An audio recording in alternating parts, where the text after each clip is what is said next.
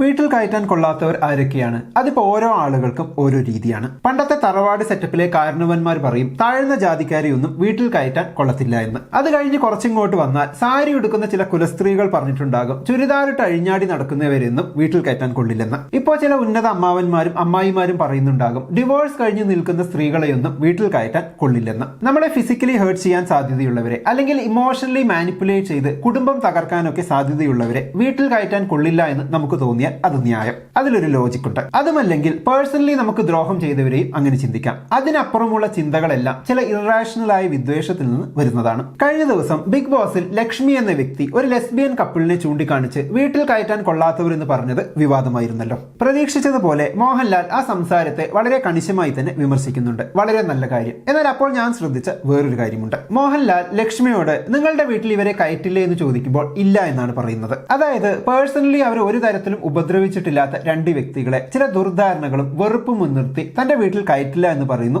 ഈ വ്യക്തി. എത്രമാത്രം ഹേറ്റ് മനസ്സിലുണ്ടായിരുന്നിരിക്കണം അങ്ങനെ പറയാം. അകാരണമായി ഒരു വ്യക്തിയോട് അവരുടെ സെക്ഷുവൽ പ്രിഫറൻസ് മുൻനിർത്തി കാണിക്കുന്ന ഈ വെറുപ്പ്, അറപ്പ്, പേടി, ഇതിനെയാണ് ഹോമോഫോബിയ എന്ന് പറയുന്നത്. എമ്പതി എന്ന് പറയുന്നത് ഇപ്പോൾ കണ്ടുപിടിച്ച ഒരാവശ്യവുമില്ലാത്ത ഒരു സംഗതിയാണെന്ന് ഈ അടുത്ത അമേരിക്കയിൽ വെടിയേറ്റ് മരിച്ച കിർക്ക് പറയുന്നുണ്ട്. എനിക്ക് തോന്നുന്നത് ഇത്തരം ആളുകൾക്ക് പൊതുവിൽ കണ്ടുവരുന്ന ഒരു സ്വഭാവമാണ് ഈ അപരവൽക്കരണവും എമ്പതിയില്ലായ്മയും. ഉദാഹരണത്തിന് ലക്ഷ്മി എന്ന വ്യക്തി ലോജിക്കലി ചിന്തിച്ചാൽ വീട്ടിൽ കയറ്റാൻ കൊള്ളാത്ത ഒരാളാണ്. കാരണം ഹോമോസെക്ഷലായ ആരെങ്കിലും ആ വീട്ടിലുണ്ടെങ്കിൽ അവരെ വെറുക്കാൻ മറ്റുള്ളവരെ കൂടി മാനിപ്പുലേറ്റ് ചെയ്യുന്ന ഒരു വ്യക്തിയാണ്. വെറുപ്പാണ് അവരുടെ മുഖമുദ്ര. നേരെ മറിച്ച് നൂറ, ആദില എന്നിവർ ഒരു വീട്ടിൽ ചെന്ന് കയറിയാൽ അവിടെയുള്ള ഹെട്രോസെക്ഷലായ ആളുകളെ വെറുക്കാൻ ആരെയെങ്കിലും പ്രേരിപ്പിക്കുമെന്ന് എനിക്ക് തോന്നുന്നില്ല. ഒരു സ്ഥലത്ത് ഈ വെറുപ്പിന്റെ പരിധി ലംഘിക്കുമ്പോൾ മോഹൻലാൽ ചോദിക്കുന്നുണ്ട് എന്നാൽ പറ എന്താണ് അവർ ചെയ്യേണ്ടത് എന്ന്. അതിന് വെറുപ്പിന്റെ വക്താക്കളായ മസ്താനിക്കും ലക്ഷ്മിക്കും ഒന്നും പറയാനില്ല. ഞങ്ങളെ കൊല്ലണോ എന്നും ആദില ചോദിക്കുന്നുണ്ട്. അതിനും മറുപടിയില്ല. വെറുത്ത് വെറുപ്പിനെ സ്നേഹിച്ചു കഴിയുന്ന ചില മനുഷ്യർ. വെറുപ്പിന്റെ ലോകത്തെ ഇങ്ങനെയുള്ളവർക്ക് സ്വസ്ഥമായി ജീവിക്കാൻ കഴിയൂ എന്ന് തോന്നുന്നു. ഞങ്ങൾ അവരെ അംഗീകരിക്കുന്നില്ല,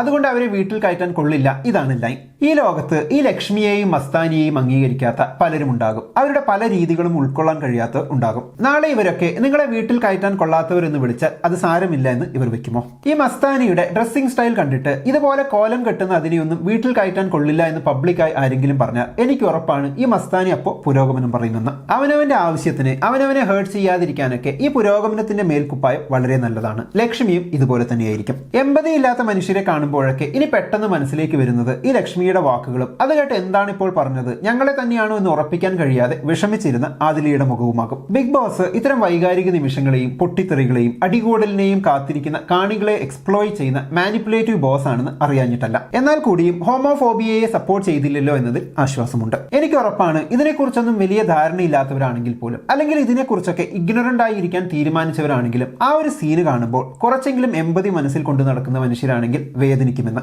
ലക്ഷ്മിയുടെ ഇൻസെൻസിറ്റീവ് ആയ പെരുമാറ്റം ഓർത്ത് ആദിലയുടെ വേദനിക്കുന്ന മുഖമോർത്ത് അങ്ങനെയാണ് സാധാരണ മനുഷ്യർ. അപ്പൊ എന്താണ് ഈ ഒരു സംഭവത്തെ കുറിച്ചുള്ള നിങ്ങളുടെ അഭിപ്രായം? കമന്റ് ബോക്സിൽ എഴുതുമല്ലോ. നമുക്ക് അടുത്ത വീഡിയോയിൽ വീണ്ടും കാണാം. ബൈ.